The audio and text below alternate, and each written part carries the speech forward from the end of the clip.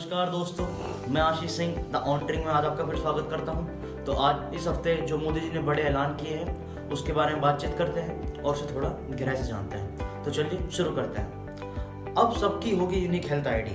PM Modi करेंगे national digitalisation health mission की शुरुआत। NDGM अर्थात नेशनल डिजिटल हेल्थ मॉनिटराइजेशन के अंतर्गत देश के डिजिटल हेल्थ इंफ्रास्ट्रक्चर को इंटीग्रेट किया जाएगा। इस योजना के अंतर्गत सरकार देश के हेल्थ सिस्टम से बड़े पैमाने पर बदलाव के लिए तैयार कर रही है।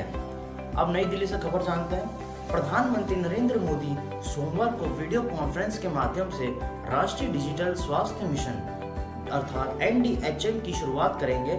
इसके बाद प्रधानमंत्री इस अवसर पर आपका संबोधन भी करेंगे। NDHM के अंतर्गत हर भारतीय को एक यूनिक डिजिटल हेल्थ आईडी जैसे मिलेगी। शुरुआत देश में हेल्थ सर्विसेज की दिशा से बड़ा बदलाव साबित हो सकता है। फिलहाल 6 केंद्र शासित प्रदेशों में शुरुआत। नरेंद्र मोदी जी ने पिछले साल 15 अगस्त को लाल किले की प्रचार से राष्ट्रीय डिजिटल स्वास्थ्य अभियान की पायलट परियोजना की घोषणा की थी। प्रधानमंत्री कार्यालय की तरफ से दी गई जानकारी के मुताबिक वर्तमान में इस योजना को 6 केंद्र शासित प्रदेशों में प्रारंभिक चरण में लागू किया जा रहा है। NDGHM के राष्ट्रीय शुरुआत आयुष्मान भारत प्रधानमंत्री जन आरोग्य योजना की तीसरी वर्षगांठ के साथ ही किया जा सकता है। इस अवसर पर केंद्र स्वास्थ्य मंत्री मनसुख मांडविया भी उपस्थित रहेंगे। बड़े ऑनलाइन प्लेटफॉर्म तैयार होंगे। जनधन आधार और मोबाइल जिसे हम JAM ट्रिनिटी और सरकार की अन्य डिजिटल पहलों के रूप में तैयार बुनियादी ढांचों के आधार पर NDGH स्वास्थ्य संबंधी व्यक्तिगत जानकारी की सुरक्षा, गोपनीयता और निजता की सुरक्षा तक भी करेगा। एक वाइड रेंज के प्रोविजन के माध्यम से डेटा, सूचना और जानकारी का एक ऑनलाइन प्लेटफॉर्म तैयार करेंगे। इससे इंफ्रास्ट्रक्चर सर्विस के साथ साथ ही स्टैंडर्ड बेस्ड डिजिटलाइजेशन सिस्टम का लाभ उठाया जा सकेगा, जिससे हमारे देश में और नई टेक्नोलॉजी आएगी और हम और विकास कर सकेंगे। इस अभियान के अंतर्गत नागरिकों को सहमति के स्वास्थ्य रिकॉर्ड तक पहुंच और आदान प्रदान को सुरक्षा बनाया जाएगा। सबकी होगी हेल्थ अकाउंट। NDPH के तहत प्रत्येक नागरिक को एक हेल्थ आईडी होगी जो उनके हेल्थ अकाउंट के रूप में भी कार्य करेगी, जिससे व्यक्तिगत हेल्थ रिकॉर्ड को मोबाइल एप्लीकेशन की मदद जोड़ा और देखा जा सकता है।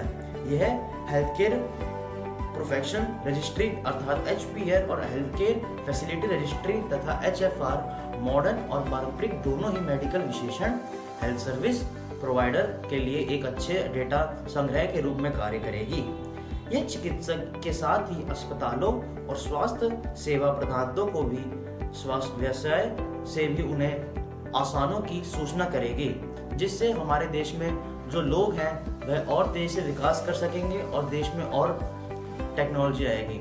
मोदी जी का इससे ये कहना है कि हमें अपने देश को ग्लोबलाइज तो करना ही है, लेकिन देश में टेक्नोलॉजी भी लानी है, जिससे हमारे देश के प्रधानमंत्री नरेंद्र मोदी जी कोशिश कर रहे हैं कि देश में नई टेक्नोलॉजी ला पाए और लोगों को ऑनलाइन जितना जोड़ सके खुद जोड़े, क्योंकि आज भी भारत में ऐसे कई लाख लोग हैं जिनके पास स्मार्टफोन की सुविधाएं नहीं है। तो मोदी जी से कोशिश कर रहे हैं कि लोगों की एक तो आय बढ़े और दूसरा लोग ऑनलाइन चीज़ें सीखें, जिससे वे अपने देश को भी आगे बढ़ा सकते हैं। दूसरा, आज टकैत ने भारत बंद करने की बात की। कहा, हम भारत में 10 साल भी हड़ताल कर सकते हैं अगर उन्होंने कानून वापस नहीं लिए। भारत बंद के कारण आज पूरी नई दिल्ली और यूपी के एरियाओं में ट्रैफिक बहुत जाम रहा और जिससे लोगों को कोई दिक्कत हुई।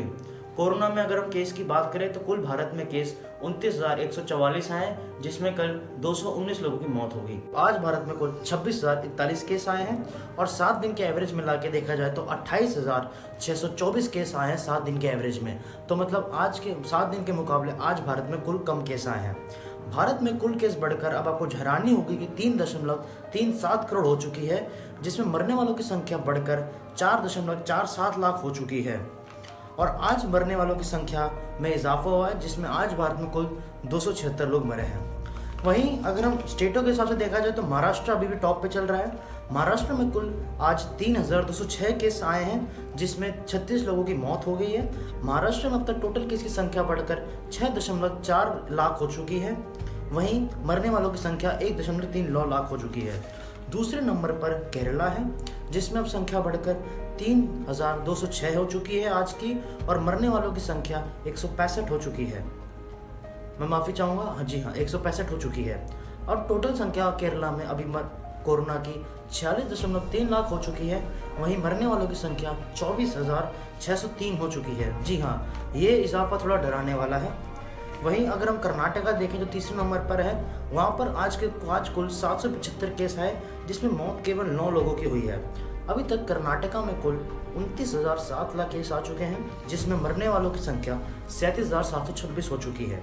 वहीं चौथे नंबर पर तमिलनाडु है, जिसमें टोटल केस की संख्या 26 लाख है और मरने वालों की संख्या 35,490 है।